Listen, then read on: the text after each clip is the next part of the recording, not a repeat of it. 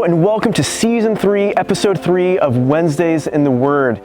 This year we're going through the book of Galatians, and this week we're going to be looking at Galatians chapter 3, verses 1 to 14. And so for me, when I was younger, I played a whole bunch of different sports, and one of my favorite sports that I played was basketball. I remember there was this one thing that I always just had built into my mind, and that was that before I ever played a basketball game, I had to go through my form shooting routine. And so there was this routine where I'd have to start really close to the basket and do one-handed shots and then slowly move back to the three-point line with two-handed shots. And if I didn't do that routine, I would just feel like I'm not prepared to play basketball. I can't shoot, I can't play. Truly all my hope and all my faith for my basketball abilities were rested on my form shooting routine. And the reason that I bring that up for this episode of Wednesdays in the Word is I think a lot of us have something similar going on in our spiritual lives, where we have this spiritual routine that we have to do. And if we don't do that spiritual routine, then we just don't feel like we're ready. We don't feel like we can live out our spiritual lives. And you see, for the church in Galatia, there was something similar going on, and the Apostle Paul was not okay with that. And so let's see what the Apostle Paul says to the church in Galatia.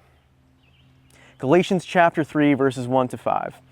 O foolish Galatians, who has bewitched you? It was before your eyes that Jesus Christ was publicly portrayed as crucified. Let me ask you only this. Did you receive the Spirit by works of the law or by hearing with faith? Are you so foolish?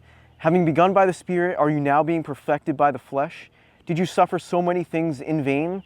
If indeed it was in vain, does he who supplies the Spirit to you and works miracles among you do so by works of the law or by hearing with faith?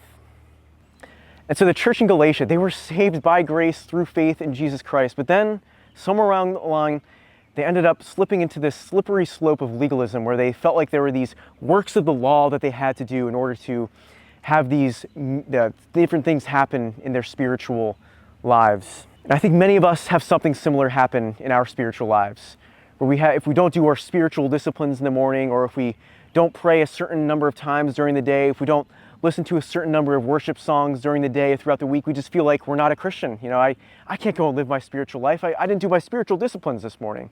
I can't go and live my Christian life. I haven't listened to worship music today. I haven't prayed yet.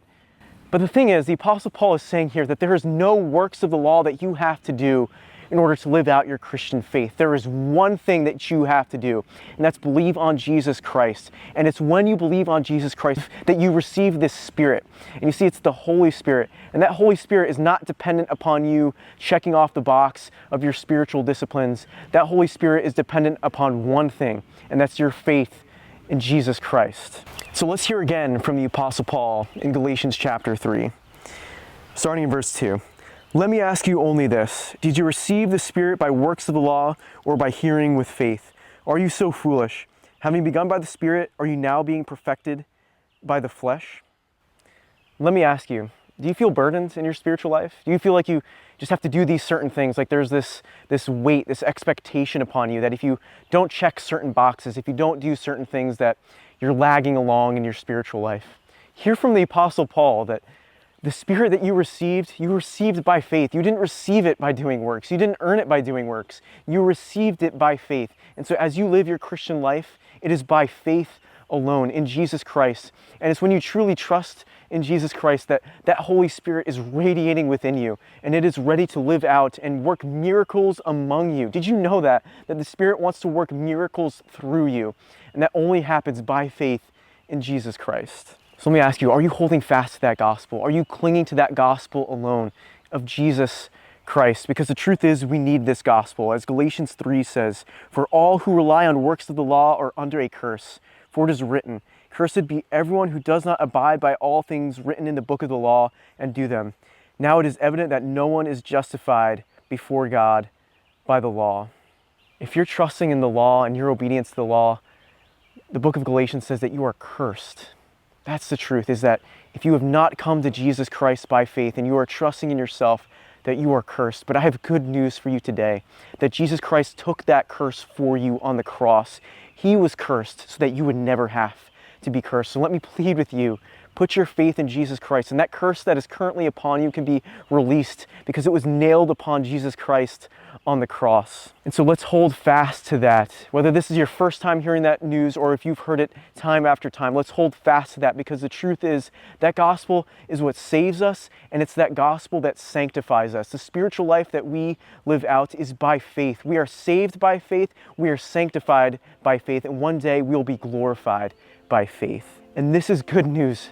This is such good news. As the book of Galatians says in chapter 3, verses 13 to 14, Christ redeemed us from the curse of the law by becoming a curse for us. For it is written, cursed is everyone who is hanged on a tree. Jesus Christ took the curse in full on the cross. So now we are saved by this gospel. And this gospel is what saves us and is what is carrying us in our spiritual lives. So let's live for that. Let's hold fast to Jesus Christ, and let's see what he does through us. Because when we trust in Jesus Christ, there is no limit to what he can do through our faith.